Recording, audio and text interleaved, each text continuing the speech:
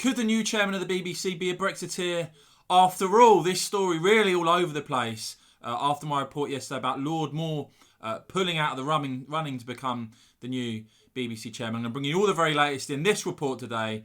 But if you could please start off, of course, as ever, by clicking subscribe and the bell. Yes, the Brexiteer media revolution dealt somewhat of a blow in my report yesterday. I reported that Lord Moore seemingly pulling out of the running to become the new chairman of the BBC. Of course, Moore, an outspoken Brexiteer, a critic of the BBC licence fee, and as I've said, had been on BBC Question Time on at least 2 occasions that I've seen, saying, isn't it ridiculous that I'm the only Brexiteer on the panel? So he would have been a real radical appointment. And when I tweeted this out yesterday, I made this comment. I said, not only has Lord Moore pulled out of becoming BBC chairman, but Room and Alternatives are all establishment remainers. Hope government don't bottle it. Now, I'm going to come on to those establishment remainers in a minute, but Giles Dilnot came back to me with a response on Twitter, and he said Robbie Gibb isn't. Now, so Robbie Gibb is a Brexiteer, worked for the BBC before, pretty senior level, and then left to become, work for Theresa May as her Director of Communications.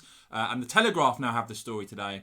They former communications chief at 10 Downing Street has emerged as surprise frontrunner to become the new chairman of the BBC, the Telegraph can disclose. Now, I'm going to caveat this because obviously we've been here a few times already with the reports on Lord Moore. We're going to caveat this with there is always a potential between a report and a rumour and a briefing and the reality and what actually comes out.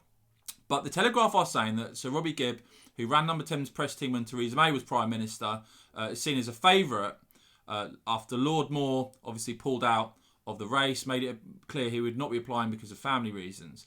Other candidates said to include the likes of Trevor Phillips, former chairman of the Equalities and Human Rights Commission. I think he speaks a great deal of sense as well. And also the vastly experienced Sir Peter Bazalgette, who was expected to step down from his role as ITV chairman in 2022, but could leave earlier. Now, just to give you a contrast of if it was a Brexiteer who got this role as BBC chairman, and obviously a critical time is defund the BBC, the popularity for that campaign surges. I know your comments here on the Westminster channel, you either don't watch the BBC or you want to see it radically reformed, or you just want to see the licence fee, I'd say the majority of you just want to see the licence fee got rid of completely. A sentiment I share. I think it's well past its sell-by date now. But just to give you a contrast of when you look at a potential Brexiteer versus some of the other names that could be up for BBC chairman. I mean, we've got 3, and the Telegraph are saying the new names that are being touted like Sir Robbie Gibb are amid suggestions that enthusiasm for Whitehall for one of the three Tory former cabinet ministers isn't is sort of cool, but amid concerns they aren't radical enough. And just check these names out and you'll see what I mean. Baroness Morgan, Amber Rudd, George Osborne.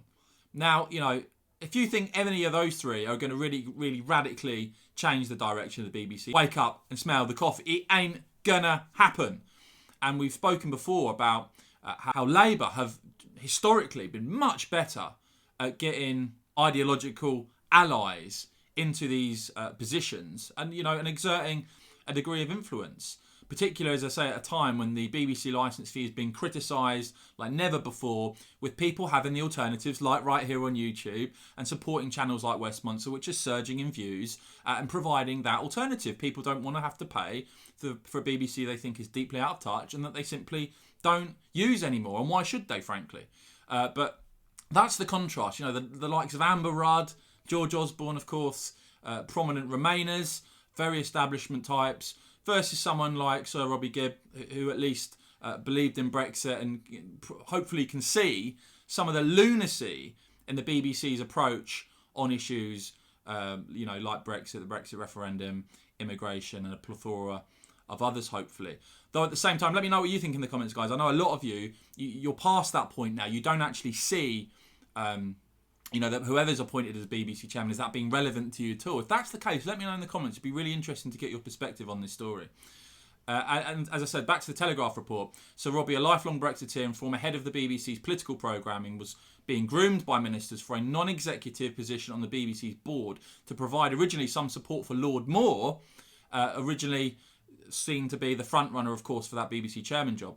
However, sources said now that Lord Moore has withdrawn from the process, Robbie Gibb, now described as a 55-year-old conservative by the Telegraph, now being encouraged to apply for the chairman's position outright because of his unique knowledge of the workings of the BBC and Number 10. So Robbie, whose brother is Schools Minister Nick Gibb, had been advising GB News, a new rolling channel launching early next year, but stood back from that position last week, which, that's quite an interesting, with the rise of GB News, that's quite interesting that Sir Robbie Gibb was seemingly involved with GB News and has stood back from that. It's pretty much been confirmed that GB News is going ahead, as you know, with Andrew Neil as chairman, and as ever, you can rely on this channel to keep you updated on any developments on that. But Sir Robbie Gibb, it's been reported standing back from his position advising GB News and could become the next potential BBC chairman. A broadcasting source quoted as saying of Gibb, he is a Tory, he has worked for the government, he also knows broadcasting back to front as a BBC executive, and he is a reformer. He realises the BBC will have to change, it can't stay as it is. The broadcasting source going on to tell the Telegraph that if the government wants to put somebody in to strengthen the Director General's hand with reforms, then he may be a sensible choice. He would be an ally of the Director General. We know that when the Director General and the Chairman are singing from the same song sheet, they usually get their way. Now, there's a couple of things here, isn't there? I mean, how much difference in reality can a BBC chairman have? Let's see. So Robbie Gibb previously posted something about reforming the BBC, and I went back to him and said, effectively, I feel like the agenda to reform the BBC is almost like the decades wasted by so many people saying, oh no, we'll reform the European Union.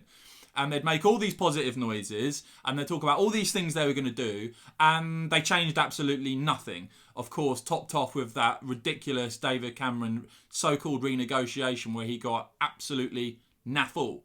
And I guess that's what a lot of you guys are saying to me as well, is that you think, one man or woman coming in as the head of the BBC chairman, how much in reality will they actually be able to change in a culture that is seemingly very left-wing, very London-centric, very middle-class, and increasingly, just look at some of the comedy shows recently to show that they seemingly have learned absolutely nothing, and it just seems to get worse and worse.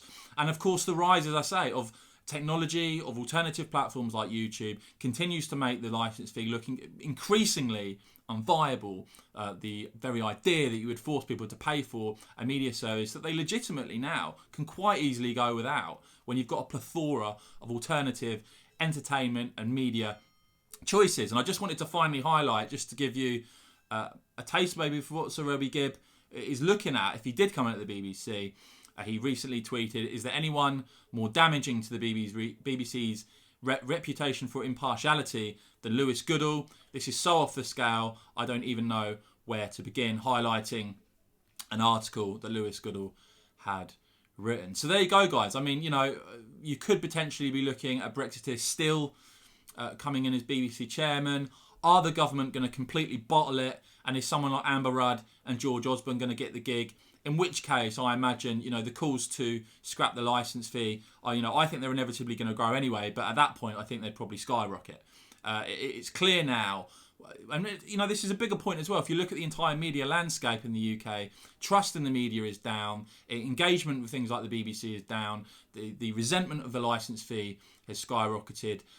Can the new chairman of the BBC, whoever it is, do anything about it? Well, potentially they may have more chance if they're seen as someone credible, not so establishment, and someone much more in touch with the country who, dare I say it, actually voted leave. That would be an exception, wouldn't it, when you look at a lot of these appointments. But as ever, guys, let me know what you think. Does it matter to you whether the next chairman of the BBC is a Brexiteer or a Remainer? Do you think Sir Robbie Gibb is the man for the job, or do you think it should be someone else? And what would you make of it if it was someone like Amber Rudd or even George Osborne that ended up as the new chairman of the BBC? Let me know in the comments, guys. And as ever, thank you so much for watching. Remember to give this video a big thumbs up if you have enjoyed it, found it helpful and informative. And of course, click subscribe and the bell so that you don't miss the next report. Thanks for watching.